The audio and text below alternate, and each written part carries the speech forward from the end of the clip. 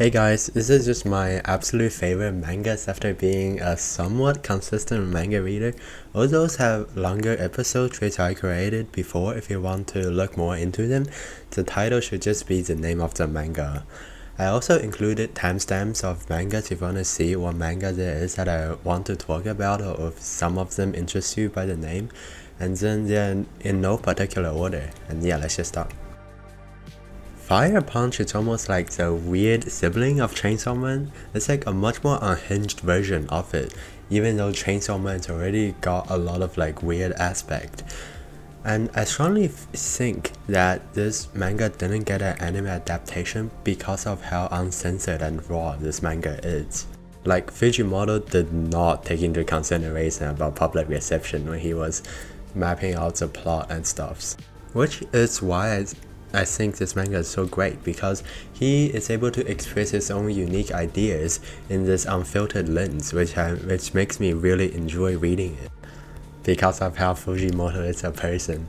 And then it goes into so much depth about how humanity acts as a whole in a dystopian kind of setting and how people would be under that circumstances. And then the characters are all really unique as well, especially the director. I feel like a lot of people love her as well. It is just really unconventional with how the story goes and then how this hits you on an existential level like no other manga would do. That really made me enjoy it. And this like really funny Reddit comment was like, it's Berserk except Gods is followed by Quentin Tarantino instead of Park. Isekai Ojisan is definitely the funniest manga I've ever read. It's like how an uncle who has never ever heard of the isekai genre because it's never popular in his days, and how he would live in the isekai world as opposed to someone who knew isekai well. It just builds a great contrast that is really funny to me. And along with how characters interact with each other, just makes this some of the funniest manga, combined with the weird kind of art style, like just makes it even better for me. And then this whole idea of reverse isekai is honestly a really underrated subgenre that hasn't really been explored a lot. And cause instead of it just being a typical fantasy world, it's more like how a country's person, a foreigner would be acting in like your country. And then just the pure idea of this just gives a lot of opportunity because it's already pretty oversaturated with how an isekai world works, but you're adding a completely brand new twist to the story. And then I also have to say the author has a comprehensive knowledge on older Japanese games. You know he's a die-hard gamer back in his days and it really showed. And because of that, Uncle has a very in-depth personality, even though it is not a serious manga. And then Summertime Rendering definitely has the best and most well-developed time-traveling plot. Like for a manga with such a complex and setting, there's actually minimal plot holes throughout the story. And then a huge timeline as well, that's spanning over like hundreds of years. The time-traveling setting in this manga is really unique, and it's polished and well done as well, compared to other mangas where it is an OP perk you can die over and over again if you make a single small mistake, but for this one it works a lot differently. I don't want to give any spoilers, but each time you travel back in time, there are side effects and puts a constraint on the character, which makes the whole manga really intense. And then it gets really intense throughout, especially towards the later end, like it ramps up pretty fast. Even the author stated that he had a lot of ideas for potential endings, and you literally don't know if they're going to fail the whole plot or not. And I like the fact that all the characters are all really smart for a mystery manga, to be honest, like compared to other ones, especially the main character. He is pretty much always thinking, and he thinks everything thoroughly because the case is that serious, and he would definitely die if he did just one misstep.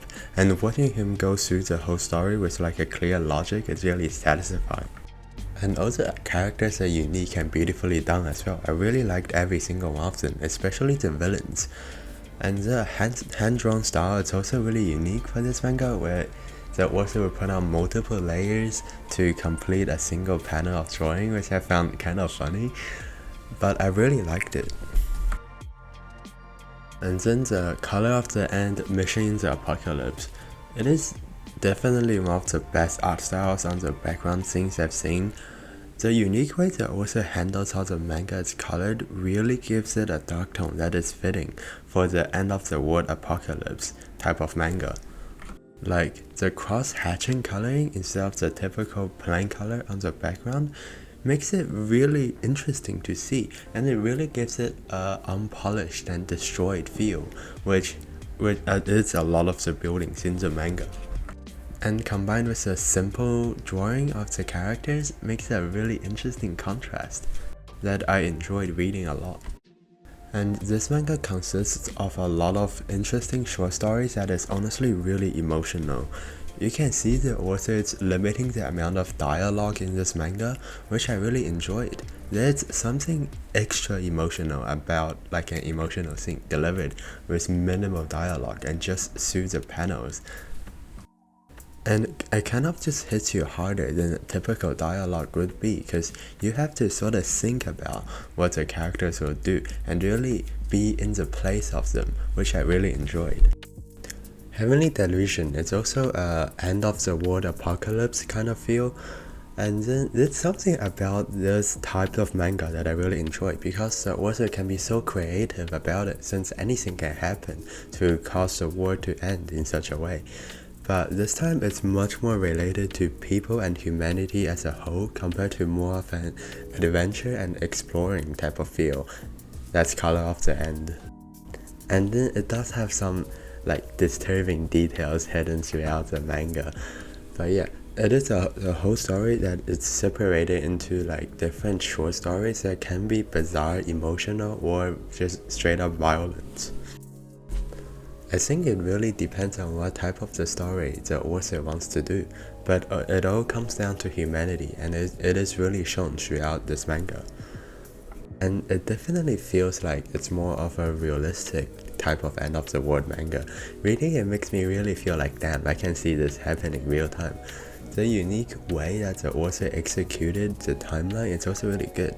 It gives you a sense of mystery because you're never given a clear indication of when the story is happening. It is scattered throughout the story, and when you find it, it's like an Easter egg. And the story is combined from two parts happening on like a different time, and both of those stories are equally amazing, although I kind of just enjoyed the exploring part of the MC pair more. And then back to the details thing I was talking about. There are so many hidden details across the manga that honestly it's kind of a disturbing thing with what it's trying to tell you. You really want to read this manga very detailedly to get the most out of it. It gives so many hints, it's almost like a detective case on what's happening with this world, which is why I really like it. And then just a side note, I really like the Doctor arc. It is one of the most amazing arcs I've read. Call of the Night. It's definitely one of my favorite mangas. When I can't really say like a lot about it. It's just a perfect manga, like 200 episodes and then the amazing characters. A very good slice of life manga that is combined with a lot of like action and an actually intense storyline that gradually ramps up. The characters are really amazing. They really give off a cool vibe. Like all of them just act and feel really cool in general. And then I especially really like Nazuna. Is that something about like her open, expressive personality that just makes the whole story a lot more interactive. And then the art style, I'd say it's pretty unique as well. I like often the cutesy vibe of the characters.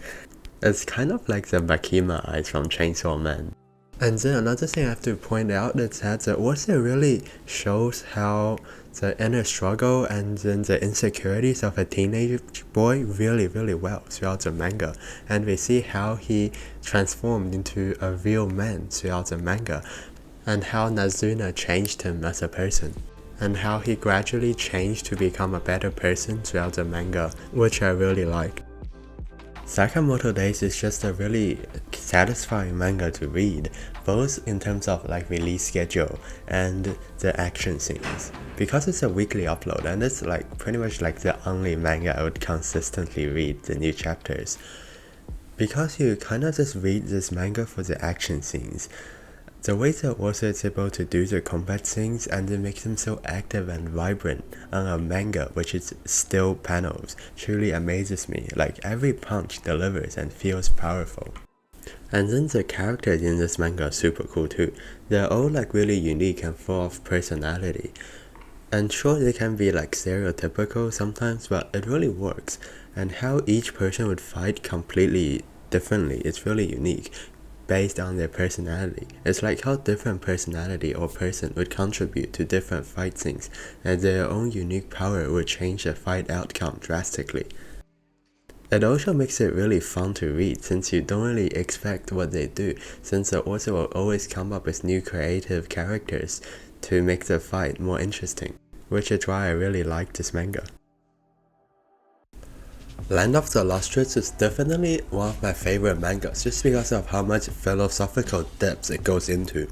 Even though it feels kind of weird for a manga to go this deep, but it worked so well in our favor, and it's so unique too, with all the characters and stuff.